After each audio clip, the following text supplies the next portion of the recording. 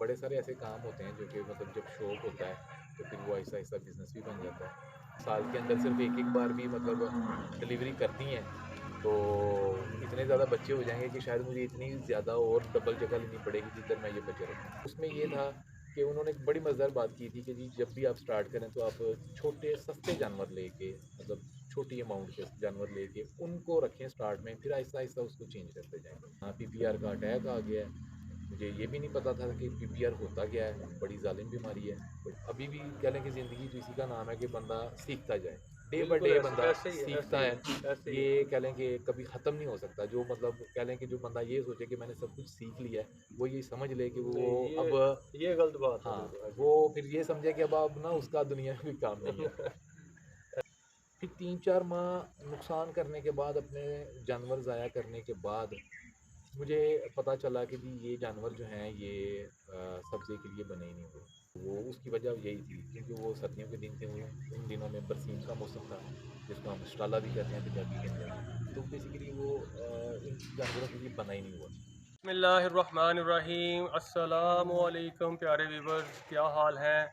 उम्मीद करता हूँ आप सब दोस्त खैरोफियत से होंगे। मैं हूँ आपका होस्ट मियाँ Mohammad Sagar, HKM farming and business ideas की तरफ से। आज हम छोनी सलहरिया में एक गोट फार्म पर आए हुए हैं और भाई साहब से मिलते हैं और उनसे पूछते हैं उन्होंने कितनी बकरियां रखी हुई हैं और कितने जानवर हैं उनके पास और कौन कौन सी नस्ल के जानवर हैं उनके पास। तो बात करते हैं उनसे और उनसे पूछते हैं कि ये कैसा काम है। उन्होंने तो शौक़ के लिए रखी हुई हैं और उनसे ये सारा मामला पूछते हैं कि क्या क्या मामलात हैं और कैसे इनको रखा जा सकता है, इनको क्या खाने के लिए देना है, क्या इनका चारा फीड वगैरह जो भी मामलात हैं, अगर इनकी कोई प्रॉब्लम्स आ रही हैं तो वो भी आपसे शेयर करते हैं। तो चलते हैं भाई की तरफ, पूछते हैं उनसे। भाईजान अपना ज़रा मुख्तसर सारा तारफ़ करवा दें और अपने इलाके का तारफ़ करवा दें। जी मैं ये कसूर रोड के पास ही छोनी सलारियाँ रोड है और छोनी सलारियाँ से तकरीबन 1 किलोमीटर जो है वो आगे रहता हूँ मैं। मेन रोड के ऊपर ही है हम, सत्तो वाली स्टाफ कहलाता है ये। और मेरा नाम जहांगीर है। जी माशाल्लाह। तो प्यारे भाई आपने कौन कौन सी नस्लें रखी हुई हैं? जी मेरे पास मुख्तलिफ नस्लें आपको मिल जाएंगी, जैसे कि मेरे पास अभी एक सियालकोटी बकरी भी है, एक दो मेरे पास चीनी है, बाकी बीतल भी हैं।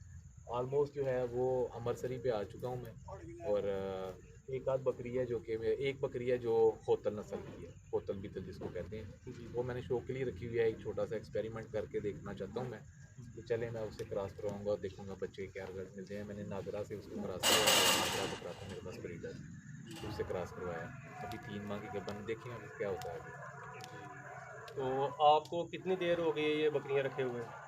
हाँ, मुझे तकरीबन 1 साल या 1 साल से शायद 1 माह ज़्यादा हो गया होगा। तो 1 साल समझें कि 1 साल हो चुका है मुझे ये बकरियाँ रखे हुए। तो आपने शौक के लिए रखी हैं या आगे बिजनेस के लिए रखी हैं? नहीं जी, अभी तक तो बिज़नेस के लिए सोचा नहीं है मैंने। तो बड़े सारे ऐसे काम होते हैं जो कि मतलब जब शौक होता है तो फिर वो आहिस्ता-आहिस्ता बिज़नेस भी बन जाता है।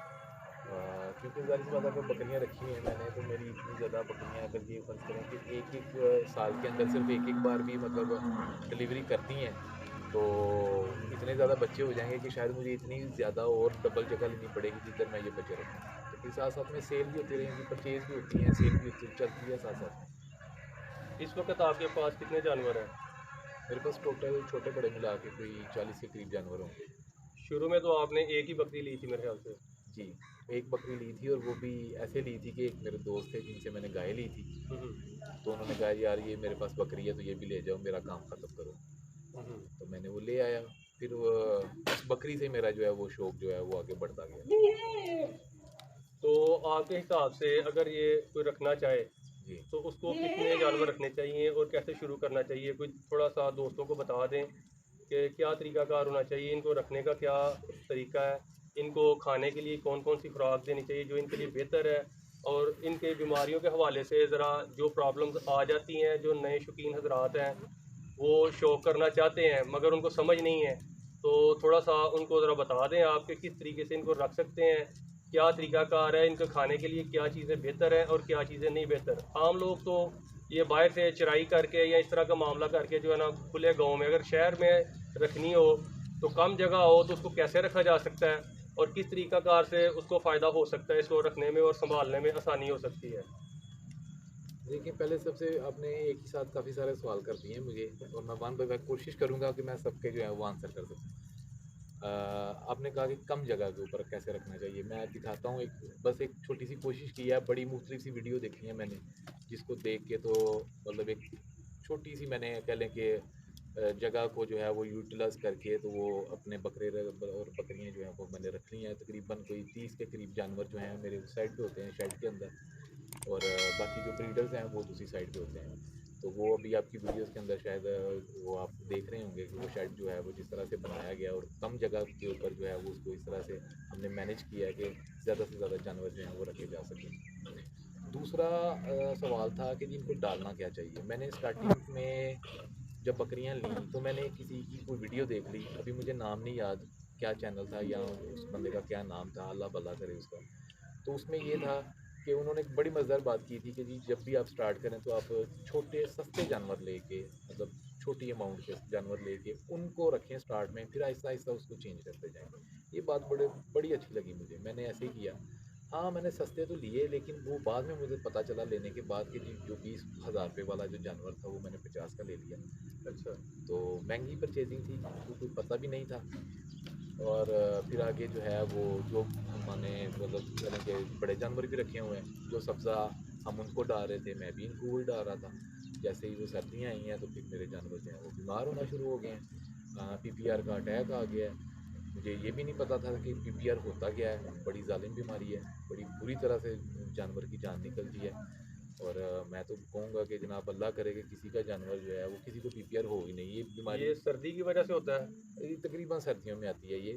मैंने कुछ ऐसे केस भी देखे हुए हैं, और मेरे साथ तो सर्दियों में हुआ ये, लेकिन कुछ ऐसे केस भी देखे हुए हैं उन लोगों से, मैं जिन लोगों से कुछ लोगों ने मुझे कहा है जी हमें गर्मियों में भी हमारे जानवरों को पीपीआर हो गया है। हम्म। लेकिन ज़्यादा देखने में ये जो आजकल का दिन है ना, मतलब अक्टूबर के एंड में लास्ट वीक में ना पीपीआर की वैक्सीन जो है वो ये अपना गवर्नमेंट जो हॉस्पिटल हैं जानवरों के वहाँ पे भी अवेलेबल होती हैं, और आप मेडिकल स्टोर से लेके प्राइवेट भी करवा सकते हैं। मैंने बहरहाल प्राइवेट करवा ली है, क्योंकि गवर्नमेंट हॉस्पिटल से ना डॉक्टर साहब बड़ा लेट आते हैं, तो इसलिए मैंने वो प्राइवेट करवा ली थी। और तब मुझे ये भी नहीं पता था कि ये बीमारी है क्या, या ये अगर हो जाए तो क्या करना चाहिए। सबसे पहले तो उन जानवरों को अलहदा कर देना चाहिए जिनको है, जिन पे आपको डाउट है ना कि इसको हो सकता है, उसको भी अलहदा कर। तो मैंने नहीं अलहदा किया, तो मेरे 4 5 6 जानवर जो हैं ना वो इसी बीमारी की वजह से जो है वो चलते बने हैं, अल्लाह को प्यारे हो गए, ज़ाया हो गए। तो फिर मुझे उस बंदे की बात याद आई कि हाँ वो ठीक है, मैं फ़र्ज़ करें कि मुझे उस बकरी का भी पता था जो कि 4 लाख रुपए की बकरी थी, बड़ी अच्छी बकरी थी, बड़ी मतलब उसकी कैपेसिटी भी मतलब दूध की जो थी वो बहुत ज़्यादा थी। अच्छे ब्रीडर से क्रॉस हुई थी और वो 4 लाख रुपए की सेल हुई थी। मैं उस बकरी को जानता हूँ, मैं वो इस्लामाबाद में गई थी, मैं वो भी लेके आ सकता था, लेकिन ये है कि वो मेरा एक कह लें कि अल्लाह की तरफ से जो है ना वो एक अच्छा स्टेप था कि मैंने छोटी बकरियाँ ली। खैर वो फिर भी मुझे नुकसान तो नहीं हुआ, फिर वो जब बकरियाँ मैंने ली महंगी ली थी, फिर जब मैंने उनके बच्चे सेल कर लिए, फिर बाद में बकरियाँ सेल कर दी, फिर आहिस्ता आहिस्ता जो है वो मैं थोड़ा बहुत सीखता गया।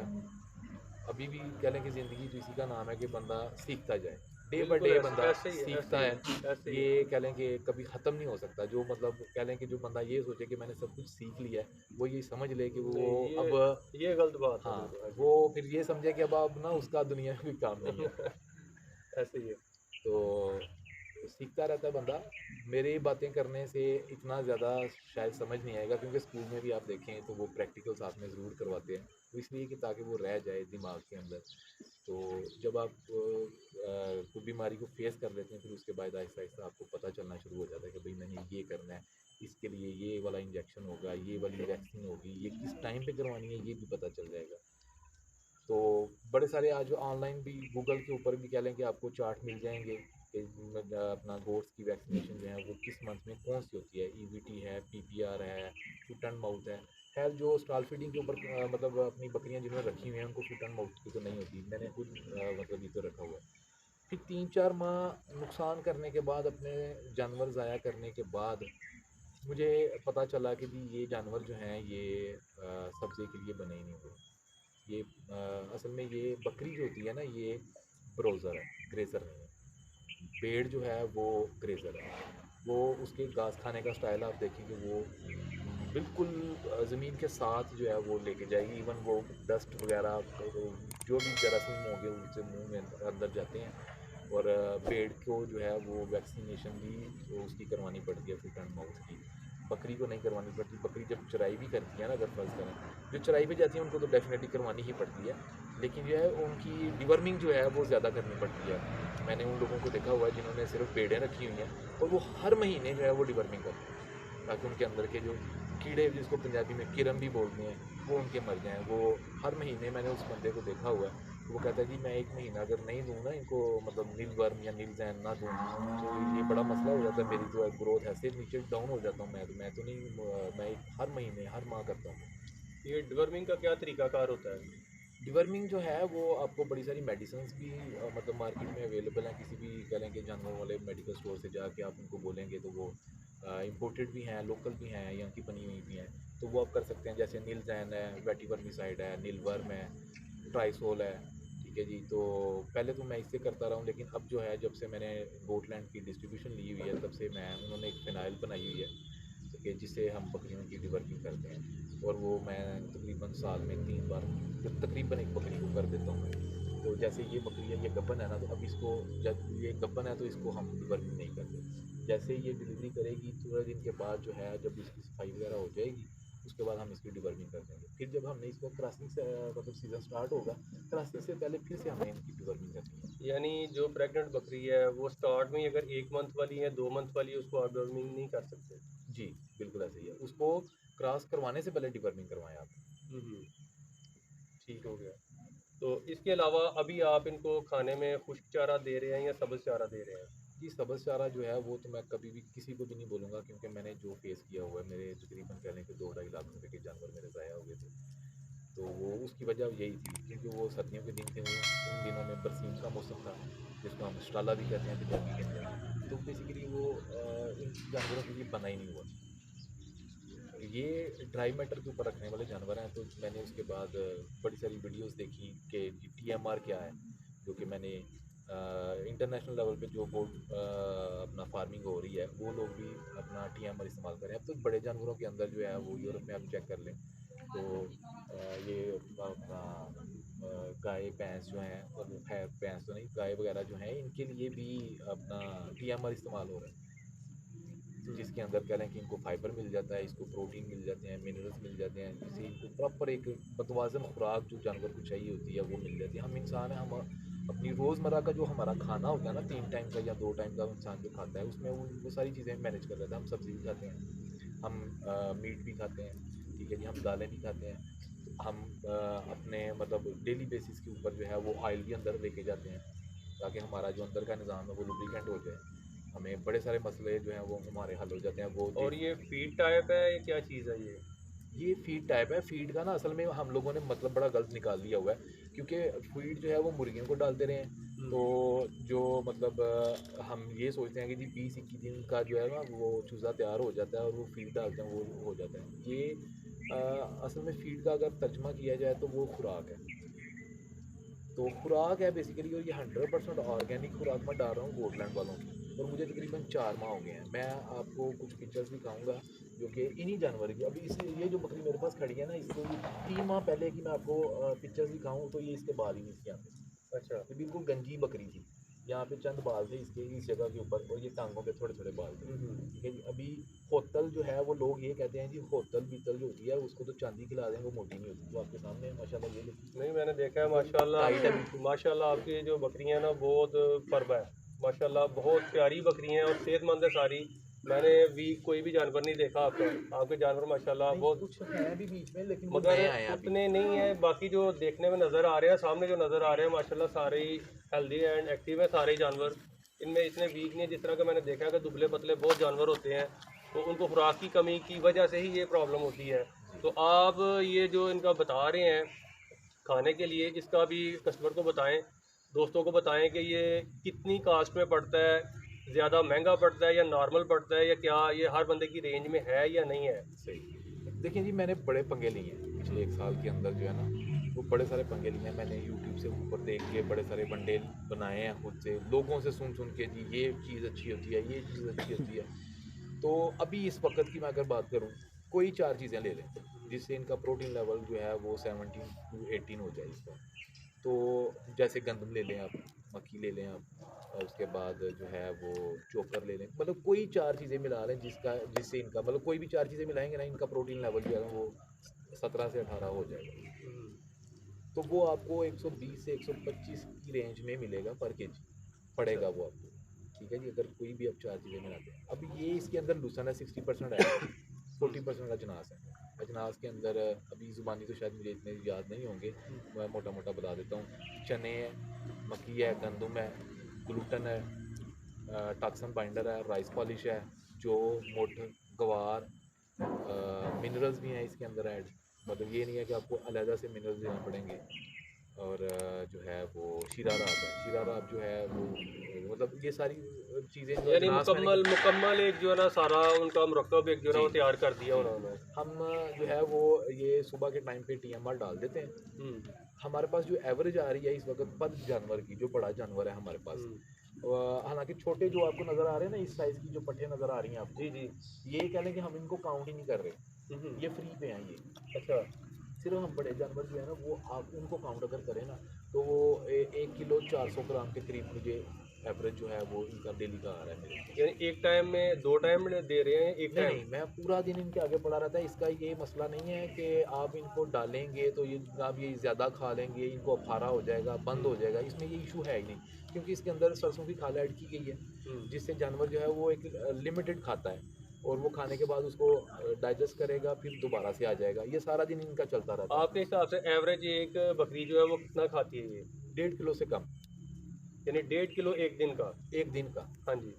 तो एक दिन का कह रहे हैं 1.5 किलो भी अगर लगाएं ना तो 93 रुपीज़ पर केजी के पे आपको ये पड़ रहा है। हम्म, तो उसके हिसाब कर लें कि आपका ये है। साथ में हम प्रोबायोटिक ऑयल इस्तेमाल करते हैं, मतलब 10 सीसी जो है वो पर जानवर के हिसाब से वो टीएमआर के ऊपर ही डाल देते हम्म, हैं। और हम पूरा दिन हम फ्री होते हैं, हम अपने दूसरे काम शम करते रहते हैं, क्योंकि ये तो जस्ट शौक रखा हुआ है हमने। हम्म, तो जो कह लें कि किचन चलाने के लिए जो काम करना है हमने, जो मेहनत करनी है वो हम करते रहते हैं। इस टाइम पे जैसे ही मतलब शाम का टाइम होता है फिर हम दोबारा से आ जाते हैं, अपने काम शाम खत्म करके थोड़ी देर इधर बैठते हैं, जानवरों को देख लेते हैं, बाद में इनको बंद कर देते हैं। पानी सुबह ही भर देते हैं और ये टीएमआर डाल दिया बस, तो ये खाएंगे सारा दिन। अभी आप देखें कुछ बकरियां वो पीछे बैठी हुई हैं, वो खा गई हैं, हम्म, थोड़ी देर के बाद वो आ जाएंगी, ये खाने के बाद ये वापस चली जाएंगी उधर, हम्म। उधर जाएंगी, जुगाली करेंगी, रिलैक्स करेंगी, फिर आधे पौने घंटे के बाद वो उठ के इधर आ जाएगी। ये ऐसे पूरा दिन का चलता रहता है। इसके अलावा लूसन के बारे में आपका क्या ख्याल है?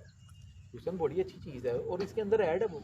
इसके अंदर तो ऐड है, अगर जी रेगुलर लूसन जो है जिन दिनों में होती है, जी कुछ लोग उसको खुश्क करके रख लेते हैं पूरा साल, वो भी यूज़ करवाते हैं लूसन जो है। जी तो आपके ख्याल से वो ठीक है या नहीं खुश्क लूसन जो है? जी। अल्फ़ा अल्फ़ा की जो है हम्म, वो तो दी बेस्ट है, लेकिन हरा नहीं डालें आप। उसको रख लें 3-4 दिन के अंदर, मतलब सर्दियाँ भी अगर हो ना तो 3 दिन की धूप भी अगर उनको लग जाए, मतलब हमने खुद जो है वो लगाया हुआ है। तो मैंने पहले अभी इस साल मैंने लगाया, पहले नहीं हमने लगाया था। तो मैंने एक वीडियो देखी थी जिनके अंदर जो है वो लोग जो बरसीम है, जिसको हम स्टाला भी बोलते हैं पंजाबी में, हम्म, लोग बकरियों को वो भी डाल रहे हैं और वो खुश करके डाल रहे हैं, वो ऐसे नहीं डाल रहे। वो 2-3 दिन पड़ा रहते हैं उसके खेत के अंदर ही, उसके बाद वो 3 दिन के बाद 4 दिन के बाद वहाँ से उठा लेते हैं और वो ड्राई हो चुका होता है, उसके अंदर से कह लें कि पानी की मिकदार कम हो जाती है, वो ला के अपने जानवरों को वो डाल देते हैं और साथ में सेव भी करते रहते हैं।